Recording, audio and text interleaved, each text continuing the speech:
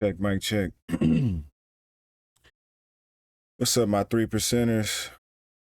Welcome back. Had some things on my mind, so I had to come and get it off. And what I wanted to talk about today was being frugal and being stingy with your money. You have to have a relationship with money in order to put yourself in a position where you can do the things that you would like to do.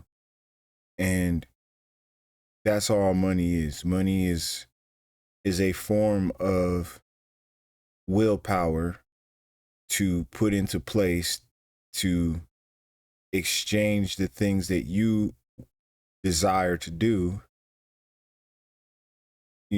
as a medium. And you give this form of energy to something or to someone, and in return, you receive what you desire for that.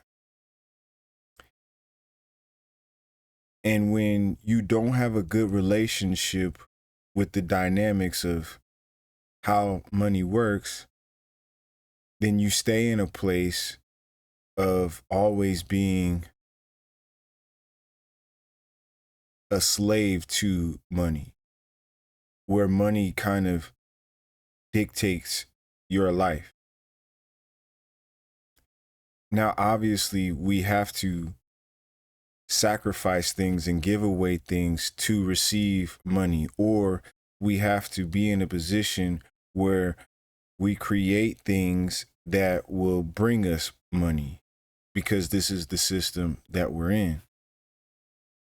And there's a reason why it's called currency, because currency is like a current, it flows.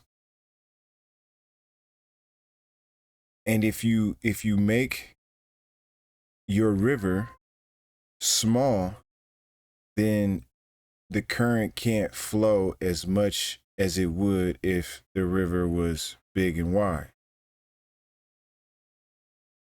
And when you give away things such as your time, you exchange your efforts, your will, and your time when you go to a job to get in exchange the currency. Now, when you try to create a dam with that currency, there has to be a purpose for the dam. There can't just be a dam just for the sake of hoarding the currency. It has to go towards something. There has to be a meaning and a purpose behind it, or your dam will just dry up and you'll be left with nothing.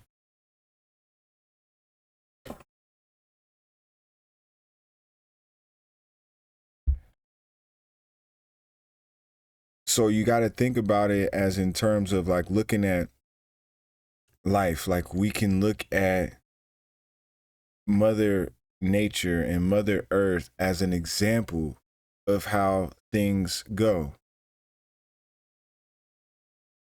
The ocean sacrifices some of its water and it helps create the clouds. The clouds then combust and create water. And then they release the water that has been taken from the ocean and release it onto the earth. And then when it's released into the earth, it's able to feed the earth and the things that reside on earth, such as the plants, the fruits, the animals, the humans.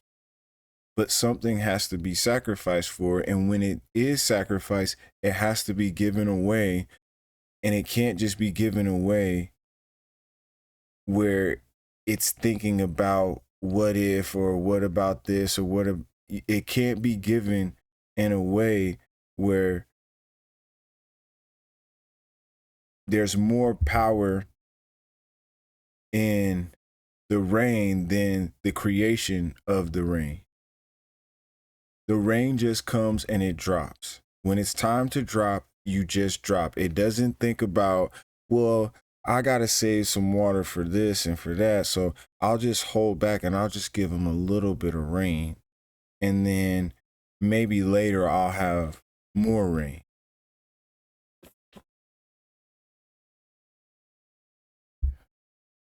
Meaning, if you go out to spend your money and take your currency and put it into the flow of life, you can't be somebody who's counting pennies and counting every dollar that you're spending when you do decide to spend. Because that kills the vibration of your currency and it gives the currency power over you. And all the currency is made to do is do whatever you want to do with it. But when you make the currency have more power over you and your desires, then you're never going to have enough. And you're always going to be penny pinching everything.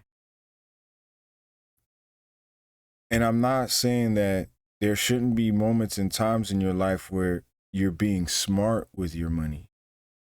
But what I'm saying is that when you do decide to use your money, don't use it in an ignorant way. Instead of spending your money, like when you do decide to go out, instead of thinking, well, I could do this, but I really want to do this, but I'm going to do this instead. And there's no real plan behind why you're doing what you're doing. The universe sees that as a lack, and then you start to lack.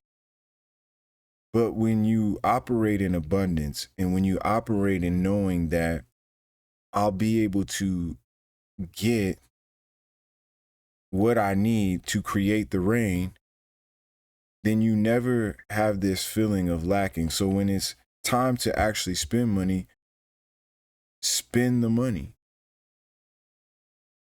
I'll use an example.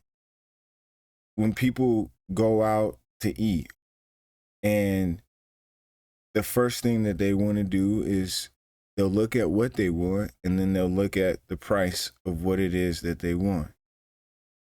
And what'll happen is maybe they'll say, okay, I'm going to get what I want, even though the price range is a little higher than what I would desire it to be because of what's in my bank account, what's stored up in my dam.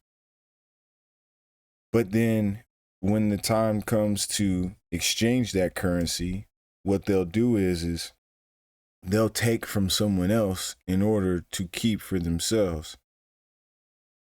So when it comes time to pay the bill, the exchange of currency that they would have given to the workforce that helped prepare that meal for them, they'll keep more in their pocket and give less to the workforce. And so instead of being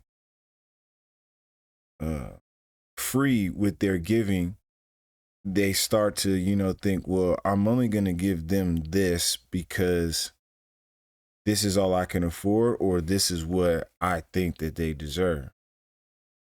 And that type of energy always comes right back into your river because all of the rivers are connected. So when you do go out, give freely. Or when you do go to purchase things that you want, purchase it freely. And don't worry about what is not going to be for you because you gave so much away. Because the more that you're willing to just say, hey, I'll be able to have more, you'll always end up having more because the river will flow back into your river.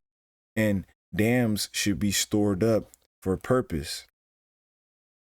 And like staying with the going out analogy, it's like, well, I'm not gonna go out to eat at a restaurant with either myself or friends or whatever it may be if I haven't been properly planning my life beforehand.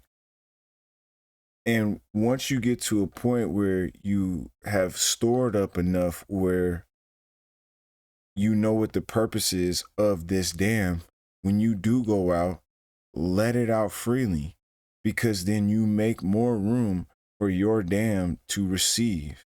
But at some point, because of your lifestyle, your dam can only reach a certain capacity, and it stays stuck at that capacity. You're never ever like able to actually move forward because you live in such a scarcity mindset. So because you're in scarcity mindset, your dam is scarce, and it will never overflow.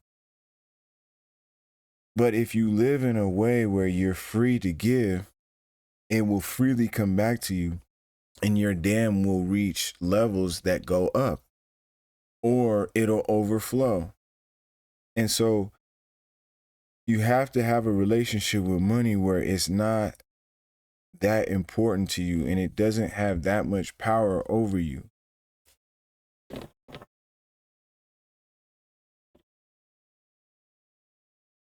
Far too often I see people, especially of the community that I'm from, where it's almost in a way where we worship money.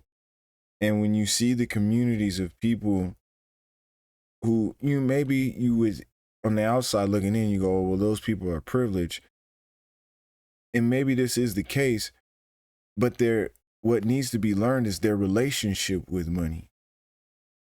Oftentimes, the people who have the best relationship with money are usually the people who have more of it.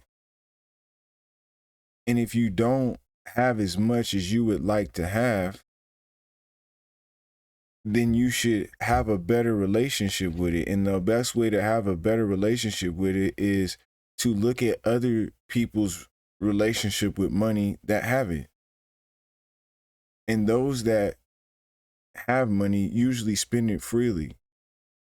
And I'm not talking about the people that are like the billionaires and the 100 millionaires, because sometimes those people can be frugal themselves or they spend their monies in selfish ways. I'm talking about the type of people that in America we're trying to get rid of, which is usually the middle class, which is the people that don't have this need to hoard their money. So when they want something, they get it. When they want to do something, they do it, and they do it to the fullest. And they're not always looking for something to be freely given to them or take something for free. And like in our community, in the community I come from, we're always looking for a handout or something free, or trying to finesse, or can't you hook me up? I thought you was gonna hook me up. Yeah, in this selfish mentality. And that's why they're always stuck in a situation where they're not able to do the things that they would like to do as freely as they would like to do it because of their relationship with money. It's not the money itself.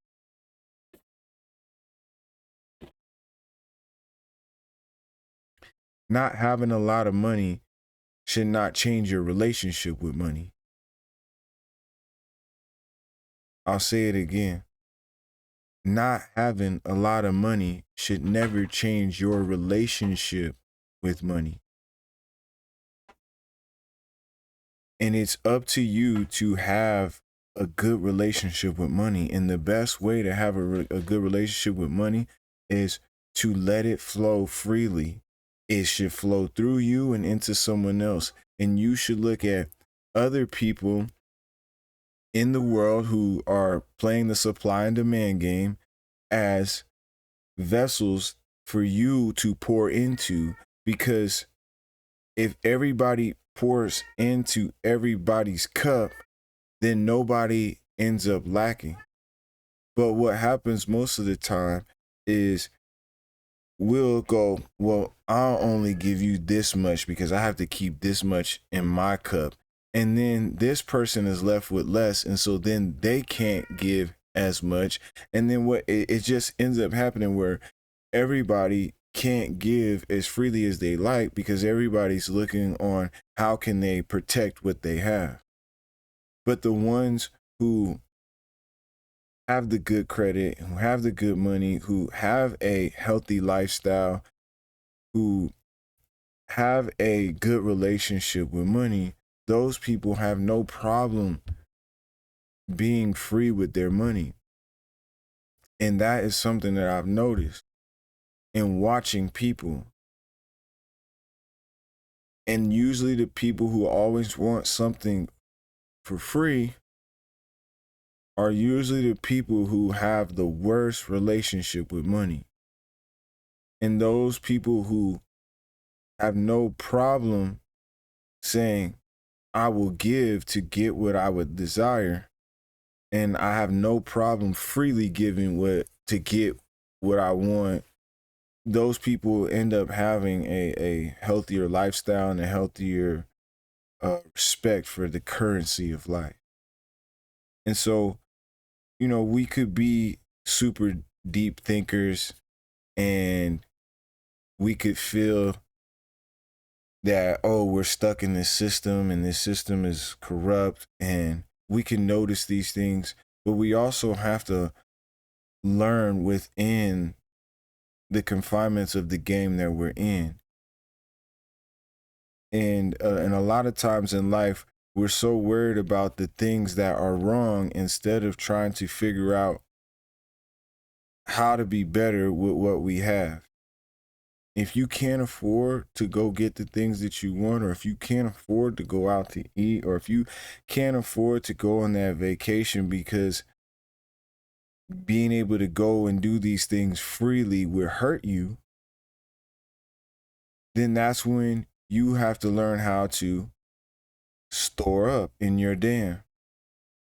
But once you have stored in your dam enough, then it's time to let water go and flow through the other rivers of life, which all end up leading back to the ocean, which all end up creating the clouds to rain on everybody, to give everybody an opportunity to continue to win. The only reason why we all can't win is because we're all not on one accord on how to move. And the best way for everybody to win is for everybody to be freely giving when it's time to give, or step out of the ring of giving and wait till you have an opportunity to be a freely giver to step back into the ring of giving. But don't come out into the ring of giving and be frugal and be penny pinching with it and be selfish with it, because all that does is throw off the vibration of the giving cycle. And the person who ends up feeling it the most isn't the person that you were afraid, or the entity you were afraid to freely give to. It's you who hurts the most, because when everybody pours into each other's, you end up with the less at the end.